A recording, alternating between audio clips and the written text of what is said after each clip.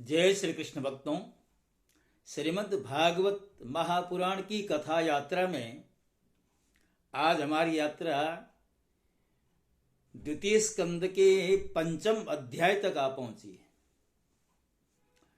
इसमें पितामह ब्रह्मा जी के द्वारा नारद जी के सृष्टि विषयक प्रश्नों का उत्तर दिया गया। नारद जी पूछते हैं कि देवदेव नमस्तेस्तु भूत भावन पूर्वज तद्विजानीहि यज्ञानामात्म तत्व निदर्शनम। पिताजी, आप केवल मेरे ही नहीं अपितु सबके पिता, समस्त देवताओं से श्रेष्ठ एवं सृष्टिकर्ता हैं। आपको मेरा प्रणाम है। आप मुझे वह ज्ञान दीजिए जिससे आत्म तत्व का साक्षात्कार हो जाए। इस संसार का क्या लक्षण है, इसका क्या आधार है, इसका निर्माण किसने किया है, इसका प्रलय किसमें होता है, यह किसके अधीन है और वास्तव में यह है क्या वस्तु। आप इसका तत्व बताएं। आप तो यह सब कुछ जानते हैं, क्योंकि जो कुछ हुआ है, जो हो रहा है या होगा, उसके स्वामी आप ही हैं। यह सारा संसार हथेली पर रखे हुए आंवले के समान आपकी ज्ञान दृष्टि के अंतर्गत ही है। पिताजी, आपको यह ज्ञान कहां से प्राप्त हुआ? आप किसके आधार पर ठहरे हुए हैं? आपका स्वामी कौन है और आपका स्वरूप क्या है? आप अकेले ही अपनी माया से पंचभूतों के द्वारा प्राणियों की सृष्टि कर लेते हैं। कितना अद्भुत है। जैसे मकड़ी अनायास ही अपने मुंह से जाला निकालकर उसमें खेलने लगती है, वैसे ही आप अपनी शक्ति के आश्रय से जीवों को अपने में ही उत्पन्न करते हैं और फिर भी आप में कोई विकार नहीं होता।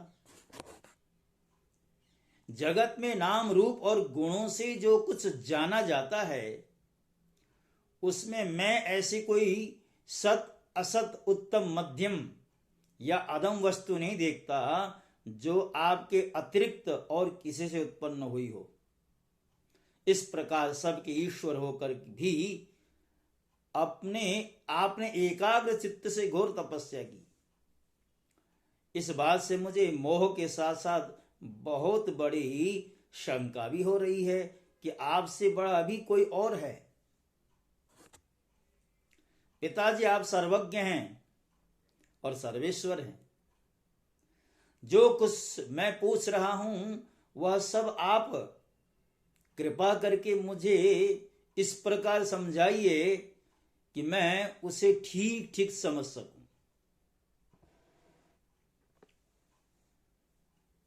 ब्रह्मा जी ने कहा, पुत्र नारद, तुमने जीवों के प्रति करुणा के भाव से भरकर यह बहुत ही सुंदर प्रश्न किया है, क्योंकि इससे भगवान के गुणों का वर्णन करने की प्रेरणा मुझे प्राप्त होती है।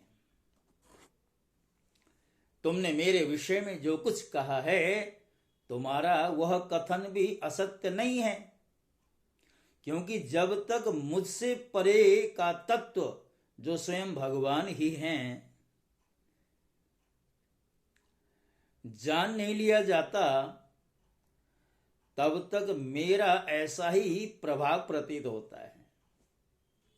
जैसे सूर्य, अग्नि, चंद्रमा, ग्रह, नक्षत्र और तारे उन्हीं के प्रकाश से प्रकाशित होकर जगत में प्रकाश फैलाते हैं, वैसे ही मैं भी उन्हीं स्वयं प्रकाश भगवान के चिन्मय प्रकाश से प्रकाशित होकर संसार को प्रकाशित कर रहा हूं। उन भगवान वासुदेव की मैं वंदना करता हूं और ध्यान भी। जिनकी दुर्जय माया से मोहित होकर लोग मुझे जगत गुरु कहते हैं, तस्मै नमो भगवते वासुदेवाय धीमहि यन्मायया दुर्जयया माम ब्रुवंति जगद गुरु।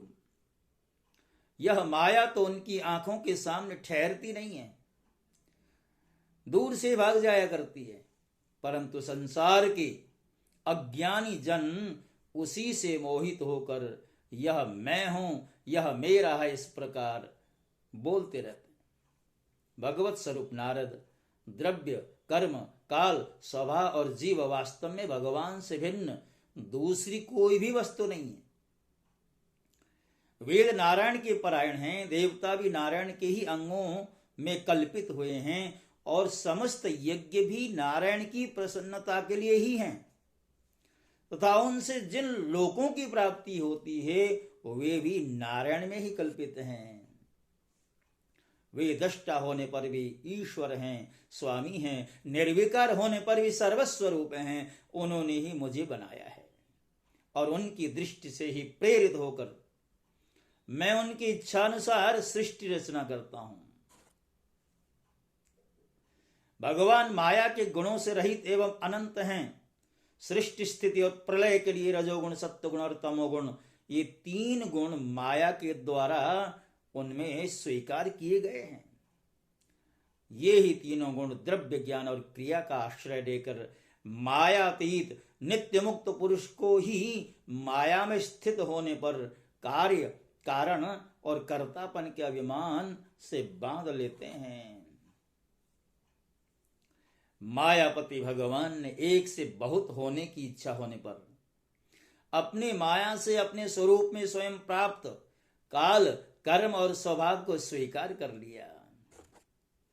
भगवान की शक्ति से ही काल ने तीनों गुणों में क्षोभ उत्पन्न कर दिया, स्वभाव ने उन्हें रूपांतरित कर दिया और कर्म ने महत्त्व का जन्म दिया। रजोगुण और सत्वगुण की वृद्धि होने पर महत्त्व का जो विकार हुआ उससे ज्ञान, क्रिया और द्रव्य रूप तमः प्रधान विकार हुआ। वह अहंकार कहलाया और विकार को प्राप्त होकर तीन प्रकार का हो गया। उसके भेद हैं वैकारिक, तेजस और तामस। नारद जी विक्रमशः ज्ञान शक्ति, क्रिया शक्ति और द्रव्य शक्ति प्रधान है। जब पंच महाभूतों के कारण रूप तामस अहंकार में विकार हुआ तब उससे आकाश की उत्पत्ति हुई। आकाश की तन्मात्रा और गुण शब्द हैं। इस शब्द के द्वारा ही दृष्टा और दृश्य का बोध होता है। जब आकाश में विकार हुआ तब उससे वायु की उत्पत्ति हुई। उसका गुण स्पर्श है, अपने ही कारण का गुण आ जाने से यह शब्द वाला भी है। इंद्रियों में स्फूर्ति, शरीर में जीवनी शक्ति, ओज और बल इसी के रूप हैं। काल, कर्म और स्वभाव से वायु में भी विकार हुआ, उससे तेज की उत्पत्ति हुई। इसका प्रधान गुण रूप है, साथ ही इसके कारण आकाश और वायु के गुण शब्द एवं स्पर्श भी। तेज के विकार से जल की उत्पत्ति हुई। इसका गुण है रस। कारण तत्वों के गुण शब्द, स्पर्श और रूप भी इसमें है। जल की विकार से पृथ्वी की उत्पत्ति हुई। इसका गुण है गंध। कारण के गुण कार्य में आते हैं। इस न्याय से शब्द, स्पर्श, रूप और रस ये चारों गुण भी इसमें विद्यमान हैं। वैकारिक अहंकार से मन की और इंद्रियों के 10 अधिष्ठात्री देवताओं की भी उत्पत्ति हुई। उनके नाम हैं दिशा, वायु, सूर्य, वरुण, अश्विनी कुमार, अग्नि, इंद्र, विष्णु, मित्र और प्रजापति। तेजस अहंकार के विकार से श्रोत्र, त्वचा, नेत्र, जिह्वा और घ्राण ये 5 ज्ञानेन्द्रियां एवं वाक, हस्त, पाद, गुदा और जननेन्द्रिय ये 5 कर्मेंद्रियां उत्पन्न हुई। साथ ही ज्ञान शक्ति रूप बुद्धि और क्रिया शक्ति रूप प्राण भी तेजस अहंकार से ही उत्पन्न हुए। श्रेष्ठ ब्रह्मविद जिस समय ये पंचभूत, इंद्रिय, मन और सत्व आदि तीनों गुण परस्पर संगठित नहीं थे तब अपने रहने के लिए भोगों के साधन रूप शरीर की रचना नहीं कर सके। जब भगवान ने इन्हें अपनी शक्ति से प्रेरित किया तब वे तत्व परस्पर एक दूसरे के साथ मिल गए और उन्होंने आपस में कार्य कारण रूप स्वीकार करके व्यष्टि, समष्टि, रूप पिंड और ब्रह्मांड दोनों की रचना की। वह ब्रह्मांड रूप अंडा 1 सहस्र वर्ष तक निर्जीव रूप से जल में पड़ा रहा। फिर काल कर्म और स्वभाव को स्वीकार करने वाले भगवान ने उसे जीवित कर दिया। उस अंडे को फोड़कर उसमें से वही विराट ब्रह्म पुरुष निकला, जिसकी जंघा, चरण, भुजाएं, नेत्र, मुख और सिर सहस्रों की संख्या में है। विद्वान पुरुष उसी के अंगों में समस्त लोक और उनमें रहने वाली वस्तुओं की कल्पना करते हैं। उसकी कमर से नीचे के अंगों में 7 पाताल की और उसके पेड़ू के ऊपर के अंगों में 7 स्वर्ग की कल्पना की जाती है। ब्राह्मण इस विराट पुरुष का मुख है, भुजाएं क्षत्रिय हैं, जांघों में वैश्य और पैरों में शूद्र की कल्पना की गई है। पैरों से लेकर कटी पर्यंत 7 पाताल तथा भूलोक की कल्पना की गई है। नाभि में भुवरलोक की, हृदय में स्वरलोक की और परमात्मा के वक्षस्थल में महरलोक की कल्पना की गई है।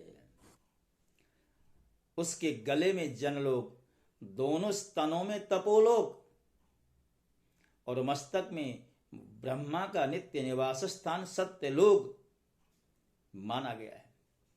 उस विराट पुरुष की कमर में अतल, जांघों में वितल, घुटनों में पवित्र सुतल लोक और जंघाओं में तलातल की कल्पना की गई है। एड़ी के ऊपर की गांठों में महातल, पंजे और एड़ियों में रसातल और तलुओं में पाताल समझना चाहिए। इस प्रकार विराट पुरुष सर्वलोकमय है। विराट भगवान के अंगों में इस प्रकार भी लोकों की कल्पना की जाती है कि उनके चरणों में पृथ्वी है, नाभि में भुवर लोक है और सिर में स्वरलोक है। तो प्यारे भक्तों, भगवान का जो विराट स्वरूप है, उस स्वरूप में किस किस तरह लोकों की कल्पना की गई है। यद्यपि जो द्वितीय अध्याय है और प्रथम अध्याय दोनों में उस विराट की चर्चा की गई है, किंतु यहां पर श्रोता और वक्ता में परिवर्तन है। ब्रह्मा जी और नारद जी के बीच का जो संवाद है उसको यहां पर प्रस्तुत किया गया है, इसलिए पुनः उसकी आवृत्ति की गई है विराट पुरुष की। कि जिस तरह धारणा विधि से ब्रह्मा जी ने भगवान को प्रसन्न किया है, उस प्रसंग को उद्धृत करने के लिए यहां पर पुनरावृत्ति इसकी हुई है। तो इसी के साथ साथ पंचम अध्याय को यहां पर विश्राम दिया गया है। भक्तों, कथा के माध्यम से जो साप्ताहिक कथा होती है, मंचस्थ होकर के जो कथा कही जाती है, वहां से तो संक्षेप में भागवत जी आपके समक्ष रखे जा सकते हैं। 7 दिनों में प्रतिदिन 3-4 घंटे ही कथा कहनी होती है, उसमें भी भजन आदियों के लिए थोड़ा समय निकालना पड़ता है। और उसके बाद तो मैं ऐसा मानता हूँ महज 2-2.5 घंटा ही कथा हो पाती है। अब इस छोटे से समय में तो मात्र कथाओं का स्पर्श मात्र हो सकता है, किंतु मैंने ये प्रयास किया है, ये अभियान आरंभ किया है कि भागवत के अंदर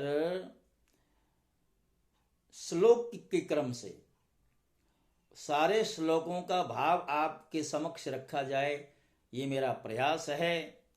और इस प्रयास में सफलता मिलती है नहीं मिलती है, ये तो भगवान की कृपा पर निर्भर करता है। तो मैं ऐसा मानता हूं अब तक हमारी यात्रा यहां तक पहुंची है, आगे भगवान की जैसी इच्छा होगी। जय श्री कृष्ण।